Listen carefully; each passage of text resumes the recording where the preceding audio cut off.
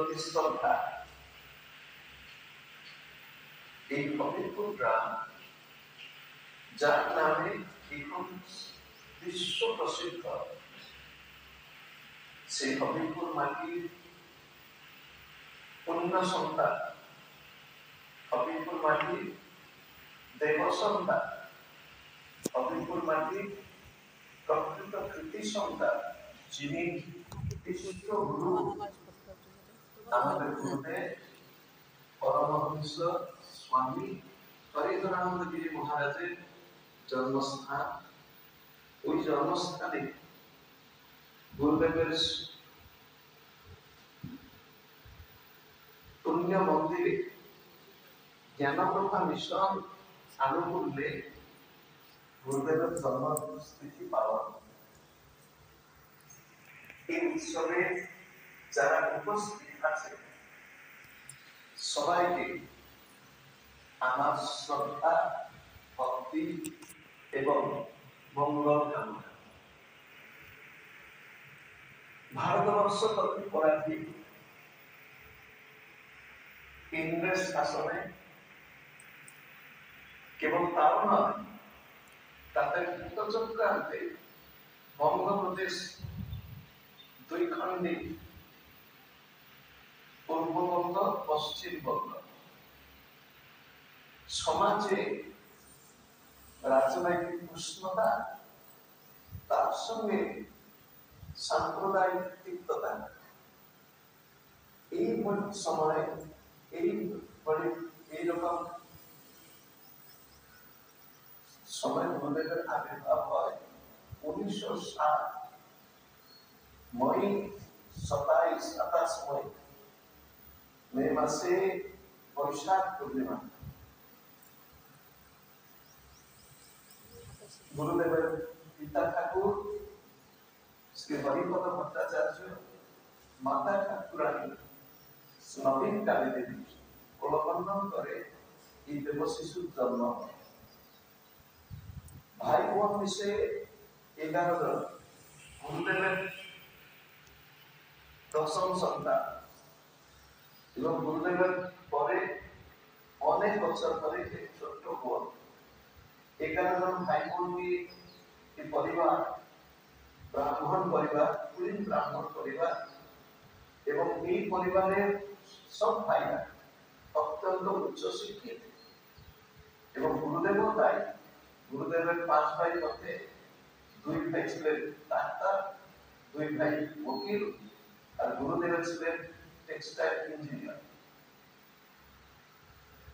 গুরুদেবের বড় ভাই বড়দা বলাদা এবং গুরুদেবের সেজ ভাই শেষদা শৈলেন্দ্রনাথ, 2 জন ডাক্তার। গুরুদেবের 2 নম্বর ভাই এবং 4 নম্বর ভাই উকিল, এবং গুরুদেব পঞ্চম পুত্র সন্তান। গুরুদেবের ছেলে বয়স থেকে পিতা হরিপদ জেনেছিলেন এই শিশুর ভবিষ্যৎ, কারণ তিনি খুব ভালো জ্যোতিষ ছিলেন। জন্মকুণ্ডলী থেকে জেনেছিলেন যে এই শিশু একজন মহাপুরুষ, একজন সিদ্ধ পুরুষের রূপান্তর হবে। শ্রী গুরুদেবের মুখ থেকে আমরা শুনি যে গুরুদেবের বংশে প্রত্যেক 3-4 পুরুষে একজন সাধু হয়ে গেছে। সেই সৌভাগ্য গুরুদেবের জীবনে ঘটল। গুরুদেব তার তরুণ অবস্থায়, বিদ্যালয়ের ছাত্র অবস্থায় খড়গপুরের কৃষি সাধক বিজয়কৃষ্ণ, পরবর্তীকালে তিনি শ্রীরামপুরে শ্রীযুক্তেশ্বরজির কাছ থেকে ক্রিয়াযোগ দীক্ষা গ্রহণ। 1936 সালে 35-36 সালে পরমহংস যোগানন্দের দর্শন। 1935 ইংরেজি খ্রিস্টাব্দে তিনি পুরীতে কড়া আশ্রমে ব্রহ্মচারী রবিনারায়ণ নামে যোগদান করেন। মৌন সাধক নির্লিপ্ত নির্বিকার মহাপুরুষ, তিনি 10 বছরের কঠোর সাধনায় 1948 খ্রিস্টাব্দে তিনি নির্বিকল্প সমাধিতে উপনীত হন। পরবর্তীকালে পুরীর জগৎগুরু শঙ্করাচার্য প্রাপ্ত স্মরণীয় শ্রীমৎ স্বামী ভারতীকৃষ্ণ তীর্থ মহারাজের দ্বারা সন্ন্যাস দীক্ষা নিয়ে স্বামী হরিহরানন্দ গিরি নামে পরিচিত হন। আমাদের গুরুদেবের কার্যধারা কেবল ওড়িশা বঙ্গপ্রদেশ মধ্যে সীমিত হলো না, কেবল ভারতের মধ্যে সীমিত হলো না। 50 বছর পূর্বে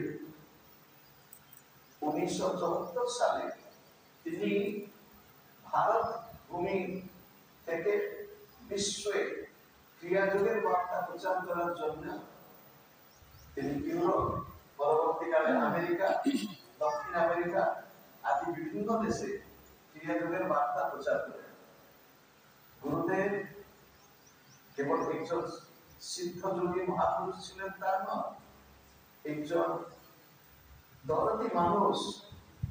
তার প্রত্যেক লোকের প্রতি কিরকম ভালোবাসা, নিজের গ্রামের লোকের, নিজের ওড়িশার লোকের এবং বিশ্ব। তাই গুরুদেব কেবল ফতেপুরের নয়, বাংলার নয়, ওড়িশায় নয়, ভারতের নয়, সমগ্র বিশ্বে তিনি বিশ্বগুরু, জগৎগুরু।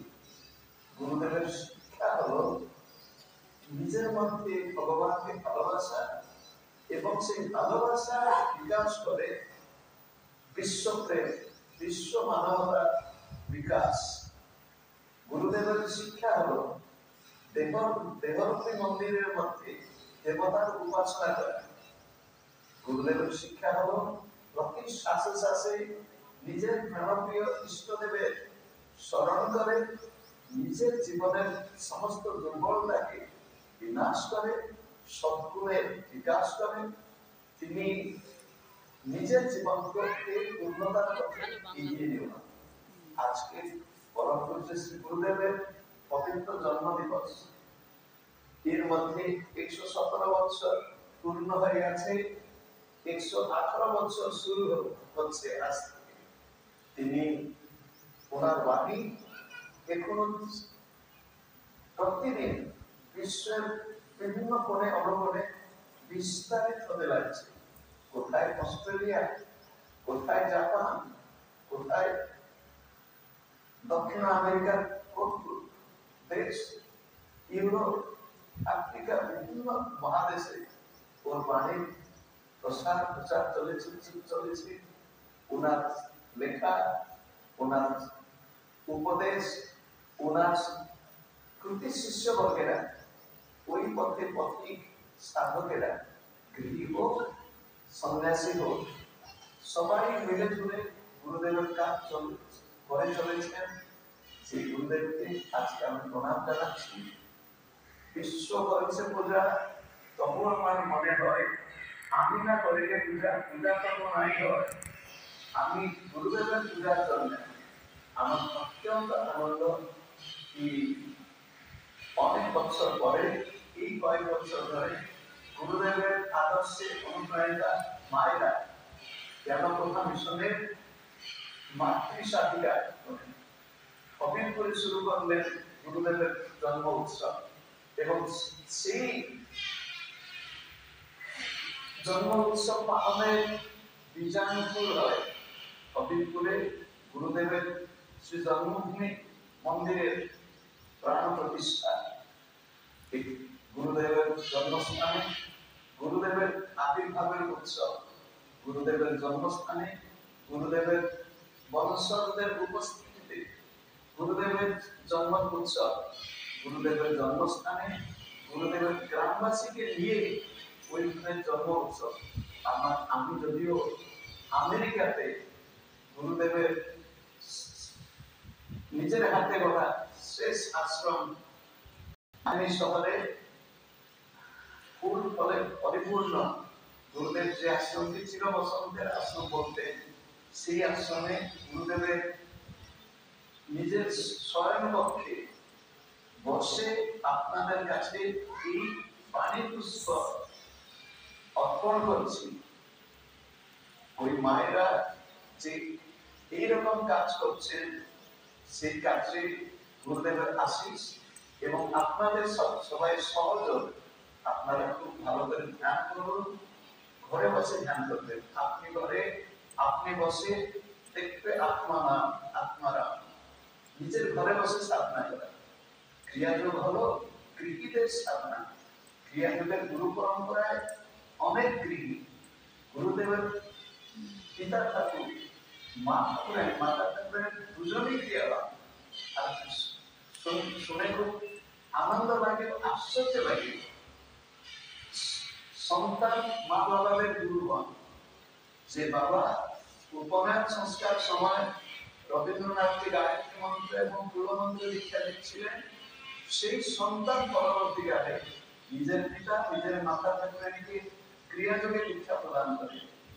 এই অপূর্ব স্থান, অপূর্ব বংশ, অপূর্ব মানুষ, তার জন্মদিনে আপনাদের কাছে পরবর্তী প্রার্থনা, আপনাদের কাছে নিবেদন, আপনারা ভালো করে ধ্যান করুন, মনকে শুদ্ধ পবিত্র রাখুন।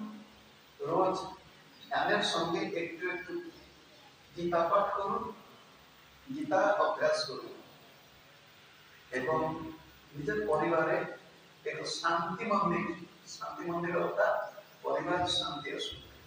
নিজের জীবনে শান্তি, পরিবারের শান্তি এবং সমগ্র ভারতবর্ষ নয়, সমগ্র বিশ্বে আমরা শান্তিদূত হয়ে, প্রত্যেক সাধক হয়ে, প্রত্যেক ক্রিয়াবান ক্রিয়াযোগী হয়ে ভারতের আদর্শ, ভারতের মর্যাদাকে দিগন্তে আমরা প্রসার করব। অত্যন্ত আনন্দের সহিত গুরুদেবের জন্মতিথিতে গুরুদেবের গ্রামবাসীদের এবং গুরুদেবের অনুরাগীদের চরণ কমলে আমার ভক্তি পুষ্পাঞ্জলি এবং গুরুদেবের সমেত গুরুদেবের বংশের সবাইকে আমার প্রণাম, গ্রামবাসীদের প্রণাম। জয় গুরু, জয় গুরু, জয় জগন্নাথ। গুরু মাতা, গুরু পিতা, গুরু ভক্তি, গুরু ভক্তি। বিনা গুরু নামে জ্ঞান, বিনা গুরু নামে স্মৃতি। জয় গুরু, জয় গুরু, জয় গুরু, জয় গুরু।